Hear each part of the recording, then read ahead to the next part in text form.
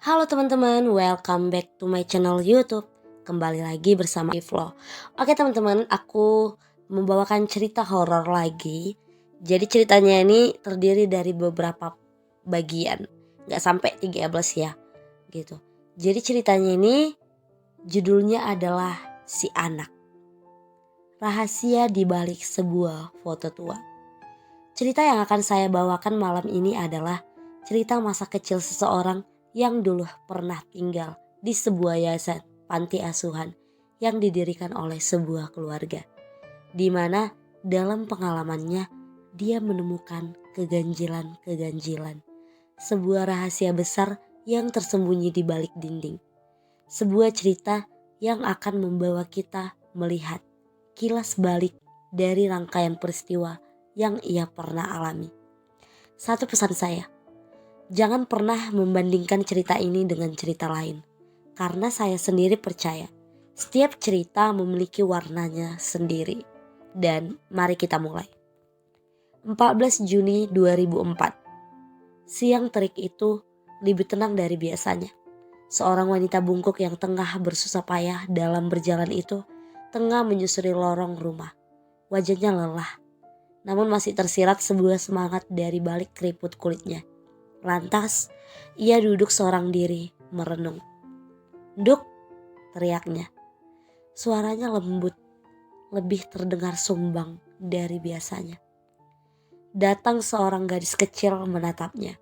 Si wanita tua itu tersenyum lalu mengatakan, "Nia, panggil adik-adik kamu.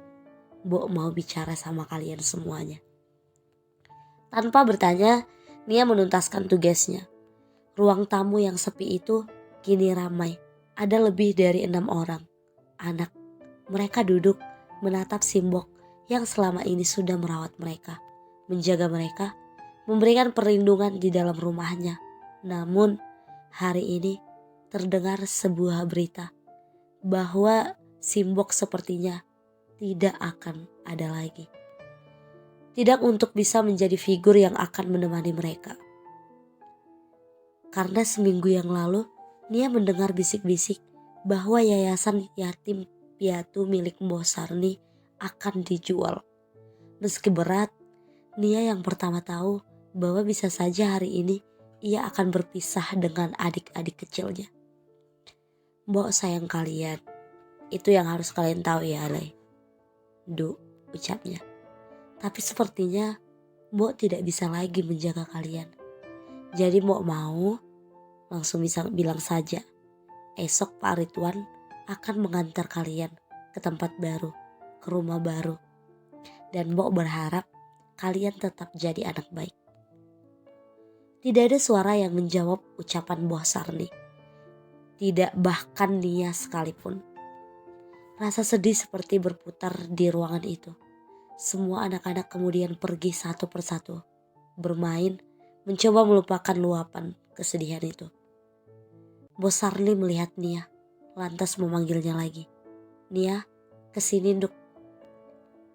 Dari adik-adikmu, kamu yang paling besar, paling kuat, paling ngerti. Simbok cuma mau bilang, semoga di tempat yang baru, kamu ditemukan keluargamu. Mbok cuma berpesan, jangan lupa sama Mbok ya." "Nia mau dibawa kemana memang Mbok?" tanya Nia. Ia sudah mendengar bahwa hanya Nia yang akan dibawa pergi paling jauh. Berpisah dengan semua adik-adiknya di sini. Karena untuk usia Nia tidak ada yang mau menerimanya.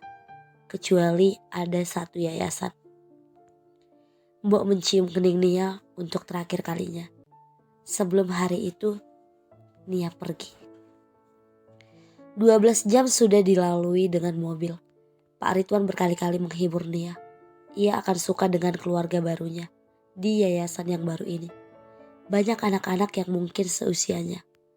Meski ucapan Pak Ridwan cukup menghibur Nia, ia merasa berpisah dengan adik-adik angkatnya sangat berat.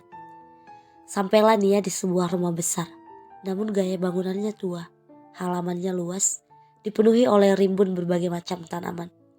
Nia digandeng oleh Pak Ridwan, melintasi pagar besi yang berkarat.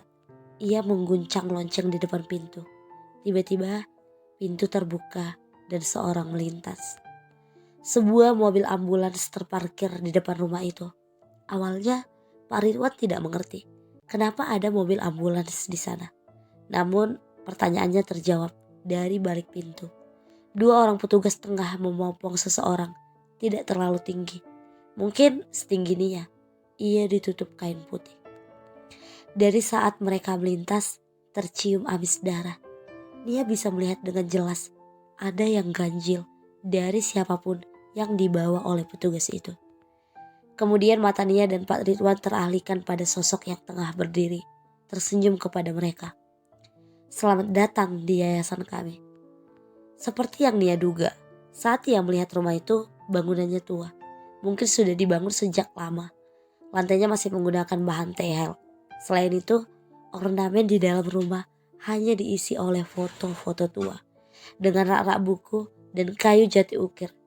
Tidak ada yang menarik kecuali sebuah foto ukurannya lebih besar dari ukuran foto lain. Seorang wanita tengah duduk memandang ke kamera. Foto itu tidak berwarna seperti foto tua kebanyakan. Namun bila dilihat lebih teliti, si wanita dalam foto tampak berpose tengah menggendong sesuatu layaknya seorang ibu.